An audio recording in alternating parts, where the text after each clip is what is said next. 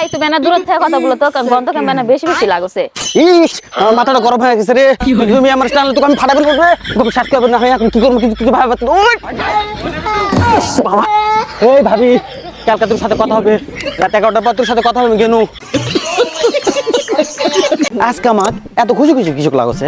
আজকে রাত 11টার দিকে ব্রাজিল বনাম জাপানের খেলা আছে। আমার তো খুব লাগছে। আজকে বস নেইমার যদি প্রথম থেকে মাঠত নামে তাহলে গোলের ওই তো আসছে ব্রাজিলের আবার বাপদাদা সম্পত্তি কি ভাব 7 আপ খায় খায় যারে ইয়া হয়ে যায়। মজা ভালো আছে যাই বাইট যা তারা ব্যস্ত আসুক তো দেখে ককাজকে কিভাবে খেপায়। দিনত ঘুমায় রাত্রে রিল্যাক্সে খেলা দেখমু। বস নেইমার বলে কথা।